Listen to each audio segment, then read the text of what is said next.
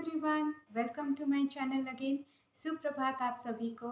जैसे कि मैंने स्टार्ट किया था लास्ट वीडियो में, हमारे जो उड़िया मीडियम की 10वीं कक्षा की जो किताब है हिंदी सौरभ, उसी के अनमोल वाणी हमने शुरुआत की थी।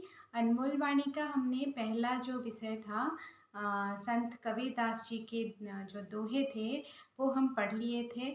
उसके प्रश्न उत्तर भी हमने कर लिए थे। आज हम करेंगे संत कबीर सूरदास जी के लिए।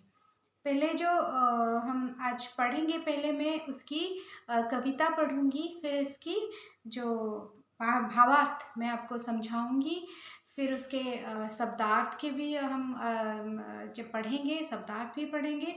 पहले हमें कवि जी के बारे में कवि मतलब कवि जो हाँ सूरदास जी हैं उनके बारे में जानना हमारे लिए बहुत ज़रूरी है। पहले तो इसीलिए जो भी किताब में पहले कवि परिचय देता है ताकि हम कवि के बारे में विस्तृत जानकारी ले सकें। तो कवि परिचय में आज अब जो किताब में है वही मैं आप लोगों को बताऊंगी। कवि सूरदास जो हैं वो भक्त काल के जो भक्ति काल के श्रेष्ठ कवि के रूप में माने जाते हैं। भक्ति काल के श्रेष्ठ कवि सूरदास जी हिंदी के सूर्य जैसे तेजस्वी कवि थे। उनका जन्म सन 1478 में दिल्ली निकट सीही गांव में एक गरीब ब्राह्मण परिवार में हुआ था। कुछ ऐतिहासिककार मानते हैं कि वो जन्म से अंधे थे और कुछ कहते हैं कि वो जन्म से अंधे नहीं थे। तो हमारे जो बुक में दिया गया है उसी के ऊपर दिया गया है, वो अंधे थे पर मालूम पड़ता था कि वो जन्मांध नहीं थे, मतलब वो जन्म से अंधे नहीं थे, बाद में किसी भी कारणवश वो अंधे हो गए थे। मथुरा और आगरा के बीच यमुना नदी के तट पर स्थित गौ घाट पर उन्होंने संगीत, काव्य और शास्त्र का अभ्यास किया और विनय के भाव से पदों की रचना की। आगे चलकर वे बल्लभाचार्य के शिष्य बन गए और ब्रज जाकर गोवर्धन के पास पारसोली नामक जगह पर अपना स्थायी निवास बनाकर पद लिखते रहे। उनकी जो पद है वो आज भजन के रूप में बहुत सारे लोग उसे गाते हैं। उनके सारे जो पद लिखी गई थी वो कृष्ण लीला और कृष्ण के अवतार पर हुए उनकी जो जीवन ही है वो उसमें उनकी कविता में उनके पद में वो झलकती है। आज जो हम पढ़ेंगे जो गौ घाट में उन्होंने विनय के पदों की रचना की। महाप्रभु बल्लभाचार्य से उन्होंने दीक्षा ली थी। वे अष्टछाप कवियों में श्रेष्ठ कवि माने जाते थे। पृष्टिमार्गीय भक्ति में उनका विश्वास था। वे कृष्ण कृपा को सर्वोपरि मानते थे। तो मतलब हमें ये जानने के लिए मतलब ये इनसे ये मालूम होता है कि वो कृष्ण भक्त थे। उनका पूरा जीवन कृष्ण भक्ति में ही नियुक्त था। वो ब्रज भाषा में कृष्ण की बाल लीलाओं के वर्णन में अद्वितीय माने जाते थे।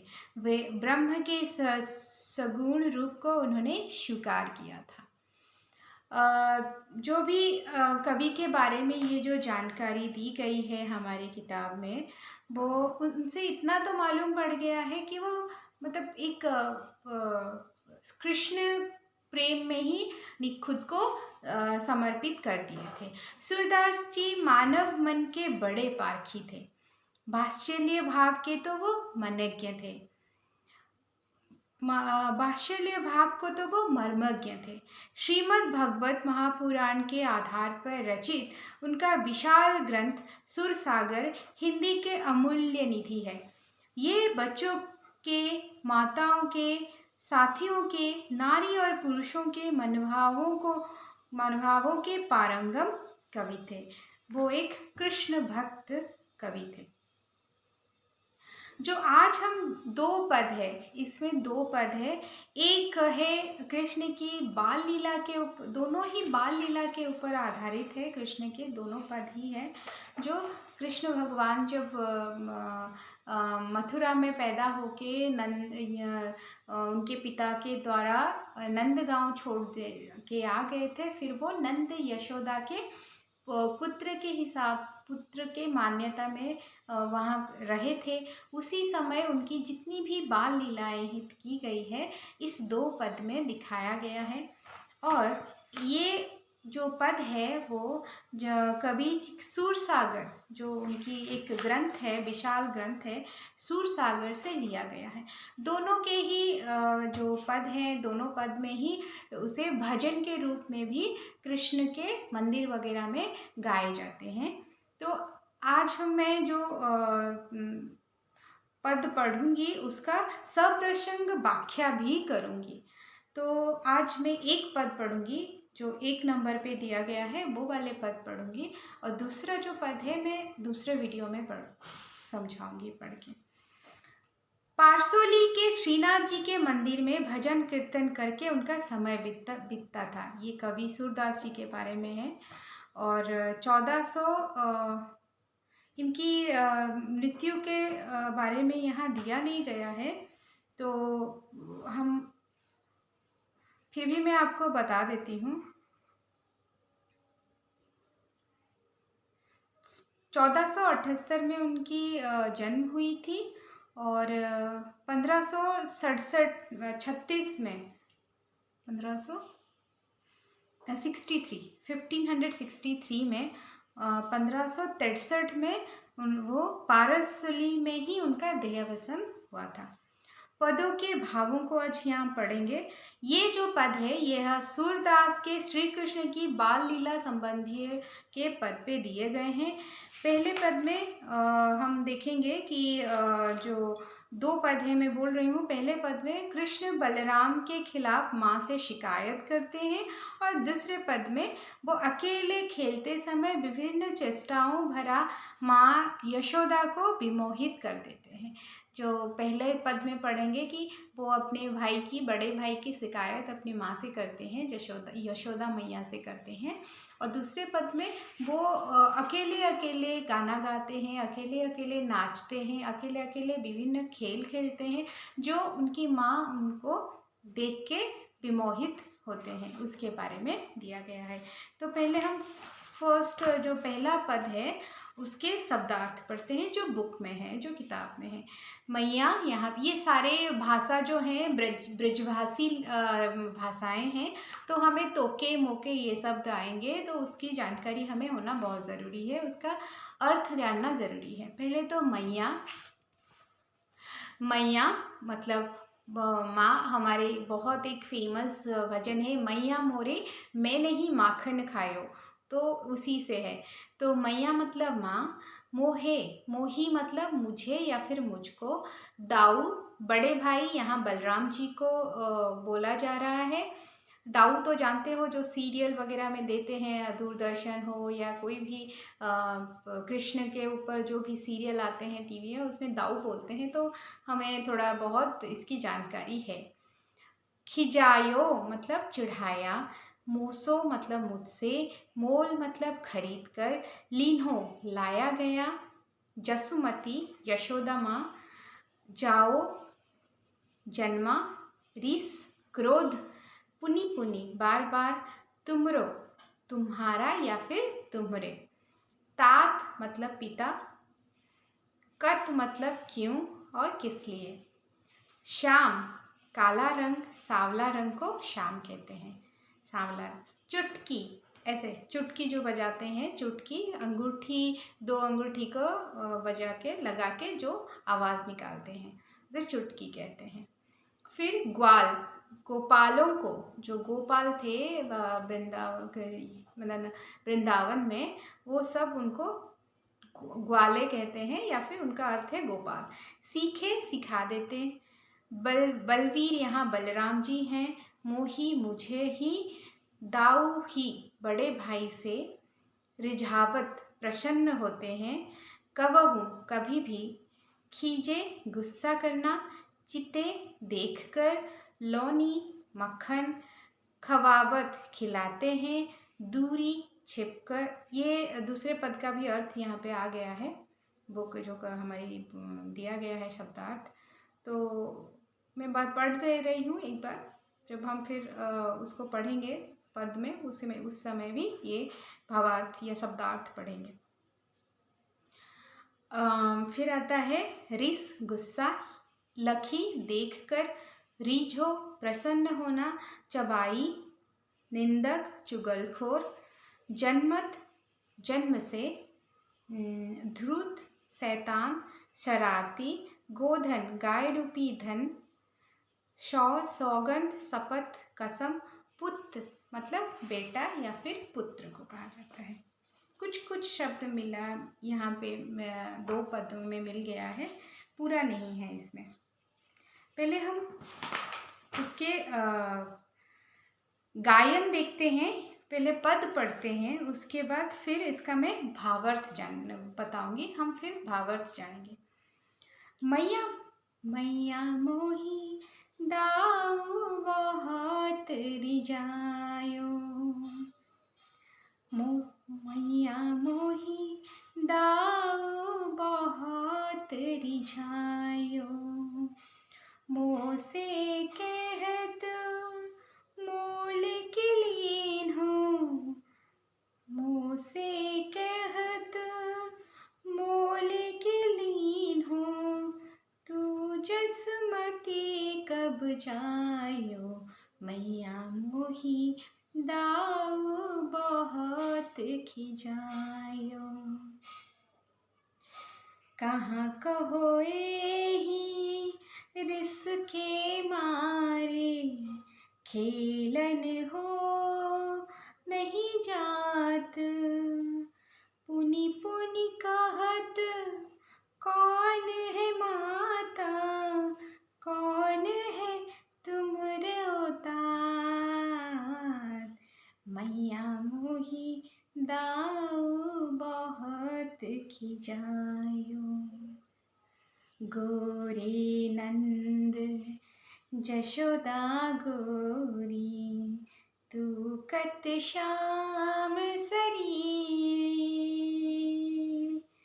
चुटकी दे दे हसत ग्वाल सब, चुटकी दे दे हसत ग्वाल सब, सीख देत बलबीर, मैया मोही दाऊ बहुत खिजायो। तू मोही को मारन सीखी, दाऊ ही कब हुनो खीजो, मोहन मुख रिस की ये बातें, जसुमती सुनी सुनी रीझो, मैया मोही दाऊ बहुत रिझायो।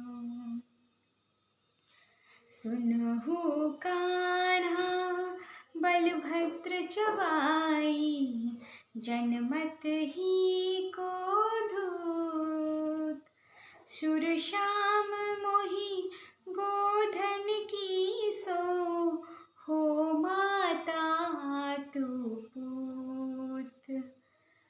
ये है उसके पद। मैंने कोशिश की थोड़ी गा के सुनाने की, ताकि आप लोगों को अच्छा लगे। तो आज फिर चलिए इसका भावार्थ जानते हैं। इस पद में सूरदास जी लिखते हैं कि जो कृष्ण बाल लीला करते थे वहाँ पे, जब नंद यशोदा के गांव में घर में रह के माँ के साथ जो बाल लीला है, उसी के ऊपर ही ये वर्णन किया गया है। बालक कृष्ण जाके माँ यशोदा के पास शिकायत करते हैं दाऊ, उनके बड़े भाई बलराम के बारे में। मैया मोई दाऊ बहुत खिजाओ, जाके यशोदा से बोलते हैं, मैया माँ मुझे ना मोही मतलब मुझे, दाऊ बड़े भाई बहुत खिजाते हैं, चिढ़ा रहे हैं। मुझसे क्या कह के चढ़ा रहे हैं? मुझे कह रहे हैं मुझसे मोसे कहत मोल की लीनो। मुझे कहते हैं तुम्हें तो मोल करके लेके आए हैं। दैट मीन्स मोल खरीद कर लाया गया है, तुम्हें खरीद के ला गए हैं। तू जसुमती कब जाओ, तुम्हें जशोमती ने जन्म नहीं दिया है। जसुमती ने तुम्हें जन्म नहीं दिया है। पुनि कही कहा कहो एही रिस के मारे खेल न हो नहीं जात। पुनि पुनि कहत कौन है माता, कौन है तुम्हारे पास। कहा कहो यही रिस के मारे, उनकी जो ये कथनी है, उनकी जो बातें सुन के मुझे बड़ा गुस्सा आ रहा है। रिस्मी मतलब गुस्सा होना। हम उड़िया में भी बहुत सारी जगह यूज़ करते हैं रिस्मी, तो वो उन्हें रिस्मी गुस्सा आ रहा है, तो वो गुस्से के मारे उनके साथ खेलने के लिए नहीं जा रहे हैं। इसीलिए भगवान कृष्ण माँ से शिकायत करते हैं कि दाऊ भैया मुझे चिढ़ा रहे हैं, तो मैं उनके साथ गुस्से के मारे उनके साथ खेलने नहीं चाहता हूँ, मैं नहीं जा रहा हूँ। पुनि पुनि कहते और भी मुझे बार बार मुझे पूछते हैं कि कौन है तेरी माता, तेरी माँ कौन है, और कौन है तुम्हारे तुम्हारे पिता कौन है। गोरी नंद जसोदा गोरी तू कत श्याम शरी। और कहते हैं बलराम से क्या कह के चिढ़ाते हैं उन्हें, कहते हैं कि नंद जी तो गोरे हैं, जशोदा मैया भी गोरी है, तू कैसे काला सांवला हो गया, तू क्यों कांवला या फिर सांवला है। चुटकी दे दे हसत बाल सब, सीखे देत बलवीर, तू मोही को मारने सीखी, दाऊ ही कबहू न खींचू। यह सुनकर मुझे दाऊ की बात सुन के, बलराम जी की बात सुन के, जो ग्वाले उनके साथ जाते हैं खेलने के लिए, वो भी चुटकी लेके मज़ा ले लेके उनको चिढ़ाते हैं, उनको भी चुटकी मार मार के मज़ा लेते हैं। और बलराम भैया उन्हें ये सब सिखा देते हैं करने के लिए। तूने सिर्फ मुझे मारना सीखा है, तुम तो, यहाँ एक लाइन है, तू मोही को मारने सीखी, दाऊ ही कबू न खींचो। तुमने खाली मुझे मारा है, दाऊ को तो तुमने कभी कुछ कहा ही नहीं, सिर्फ तूने सिर्फ मुझे मारना सीखा है। बलराम भैया पर खींचती नहीं है, मतलब बलराम भैया को डांटती भी नहीं है, मुझे ही खाली मारती है। कितना अच्छा से मतलब भगवान जी भी बच्चों के जैसा ही अपना जो मन की भावनाएं है माँ के समक्ष रख रहे हैं, माँ के समक्ष रख रहे हैं। तो सच में इसीलिए बाल लीला बड़े आनंददायक है भगवान जी का। तो बलराम भैया पर खींचती नहीं है, बलराम को भैया को तो कुछ डांटती भी नहीं है, तुमने खाली मुझे ही मारना सीखा है। मोहन मुख पर रिसकी ये बातें, जसुमती सुनी सुनी रीछो। जब भगवान जी इनको ऐसे शिकायत करते हैं, तो मोहन जी के, कृष्ण के मुख पर गुस्सा देख, वो गुस्से में बोल रहे हैं ना, माँ के पास जाके शिकायत कर रहे हैं, तो गुस्सा देखकर उनकी जो गुस्सेल बाणी सुनकर जसुमती प्रसन्न हो जाती है, थोड़ी मन में मन मुस्कुराती है, हंसती है, खुशी होती है उनको कि मेरा बेटा आगे मुझे ये शिकायत कर रहा है। माँ फिर आता है कि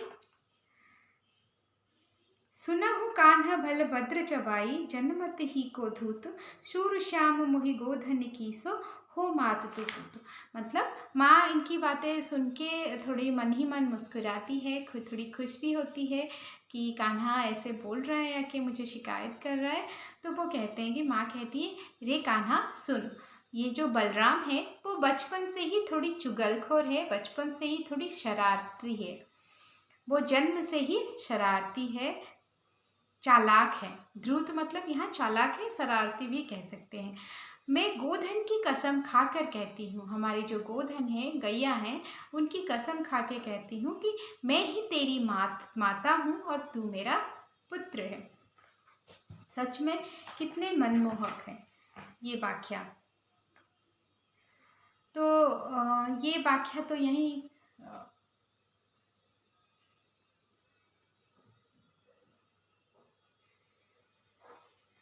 तो फिर हम दूसरा भी पढ़ लेते हैं, दूसरा जो वाक्य है वो भी कर लेते हैं, जो पद है। ये बात सुन के तो कान्हा जी ज़रूर ही खुश हो गए होंगे माँ की बात सुन के। माँ ने उन्हें समझा दिया कि वो ही उनके माँ हैं और वो ही उनके कान्हा जी ही उनके पुत्र हैं, बेटा हैं। तो नेक्स्ट जो है हमारा पद है, अगला पद है 2 नंबर का जो पद है वो भी हम आज पढ़ लेंगे। इसका सुर मुझे थोड़ा बहुत पता है, मैं इसे कोशिश करूँगी। इसका शब्दार्थ भी हम कर लेते हैं थोड़ा। यहाँ पे कछु, हरि अपने आंगन, आंगन मतलब जो आंगन होता है ना, उड़िया में उसे अगणा कहते हैं, तो उसे आंगन।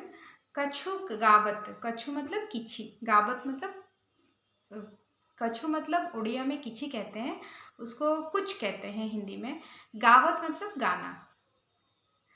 तनक, तनक फिर गावत गाते हैं। तनक तनक मतलब छोटे छोटे पाँव, छोटे, बाल लीला मतलब छोटे ही हैं, तो उनके छोटे छोटे नन्हे नन्हे पाँव।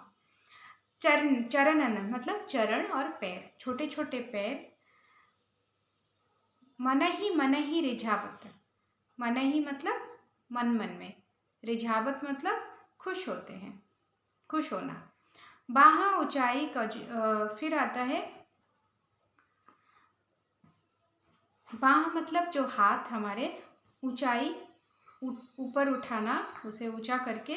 काजरी धोरी, काली आंख की जो गाय है, गैन तेरी बुलावत, धोरी और सफ़ेद गाय, गायों को तेरी बुलावत बड़े जोर से बुलाना। फिर आता है कबहुक मतलब कभी, आवत मतलब आते हैं। माखन, माखन तनक अपने कर ले, तनक बदन में नावत। तनक मतलब थोड़ा, फिर कर मतलब हाथ, बदन मतलब मुंह, नावत लगाते हैं। चित देखकर, चीते देखकर। लौनी मतलब मक्खन, खवाबत खिलाते हैं। दूरी मतलब छिपकर। बाल चरित मतलब बाल लीला। नित्य रोज प्रतिदिन, मन भावन प्यारा लगता है। तो इस जो पद है इसमें बालक श्री कृष्ण अपने जो अपने मन मन में कुछ गाते हैं, आंगन में कुछ गाते हैं, और छोटे छोटे पाँव में छोटे छोटे जो उनके पाँव हैं, थिरक थिरक वो नाचते रहते हैं, और बहुत सारी अपनी हिसाब से वो खेला खेलते हैं, अपने चेष्टा चलाते रहते हैं। फिर मन ही मन वो खुश हो जाते हैं, कभी हाथ उठाकर काली और सफ़ेद गायों को बुलाते हैं, और कभी नंद बाबा को भी पुकारते हैं। वो कभी घर के भीतर चले आते हैं और फिर कभी आंगन में चले जाते हैं। और क्या करते हैं यहाँ पे, बालक श्री कृष्ण अपने हाथ को थोड़ा सा माखन ले लेते हैं और थोड़ा सा अपने मुंह पर भी लगा देते हैं। कभी अपने प्रतिबिंब खंबे में देखकर उसे दूसरा बालक समझकर उसके पीछे माखन लेके भागते हैं और उसे माखन खिलाते हैं। माता यशोदा छिपकर ये सब बाल लीला देखती हैं और इससे इनका आनंद बहुत बढ़ जाता है। सूरदास जी कहते हैं कि माता यशोदा के रोज रोज यह बाल लीला देखते रहने पर भी ये लीला उन्हें बहुत प्यारी लगती है।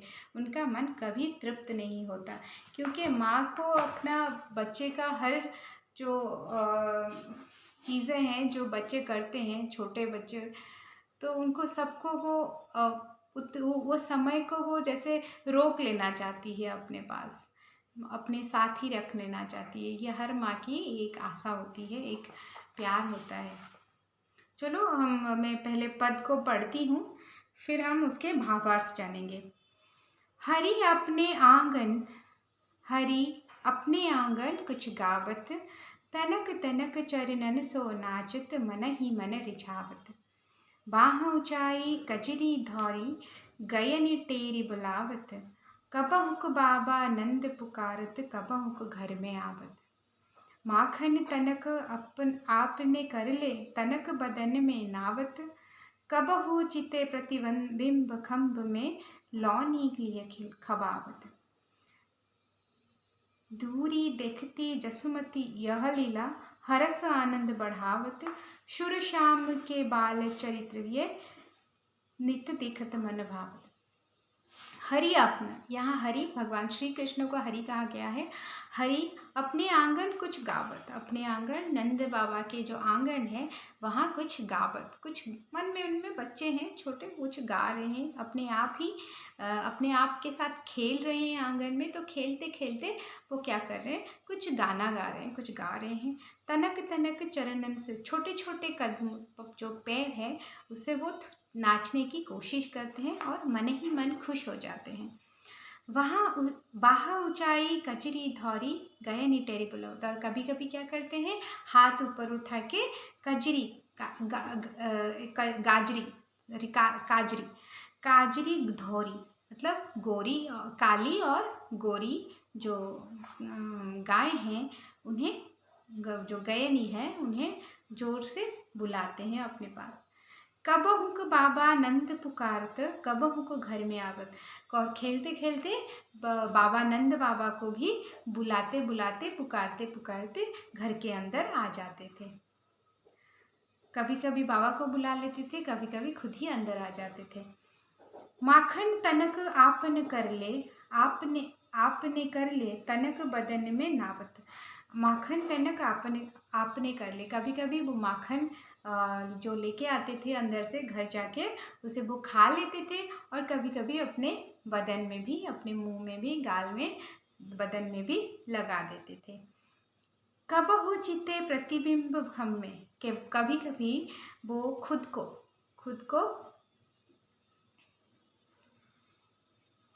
कभी कभी वो खुद को प्रतिबिंब खम्भ में, अब खम्भ में, वहाँ जो खम्भ है वहाँ अपने प्रतिबिंब देख के उसे कोई दूसरा बच्चा समझ के लौनी लिए खबावत, उसे जाके, लौनी मतलब जो लवणी है, मक्खन है, उसे खिला देते थे। दूरी देखती, और ये सब लीला दूरी देखती यशोमती यह लीला, और ये लीला माँ यशोदा दूर से ही देख के आनंद लेती थी। हर्ष आनंद बढ़, उनके मन में हर्ष आनंद बढ़ जाता था जब भी वो अपने कान्हा को ये सब करते हुए देखते थे। सूर श्याम के बाल चरित्र, सूर श्याम, सूरजा खुद ही जो लिख रहे हैं कवि सूरदास, ये शाम के जो कृष्ण के जो बाल लीला के चरित्र को वर्णन कर रहे हैं, नित्य देखने, और उसे नित्य नित्य देखने के लिए भी उनका मन नहीं भरता है। बालक कृष्ण घर के आंगन में अकेले खेल रहे हैं, उनका यह खेल सबके मन को मोह लेता है। यह वर्णन बहुत ही हृदयग्राही है। ये पद कवि के सूर सागर पद से लिया गया है। भगवान कृष्ण अपने आप कुछ गा रहे हैं, ये वो गाते गाते नन्हे चरणों से नाचते भी हैं और मन मगन भी हो रहा है उनका।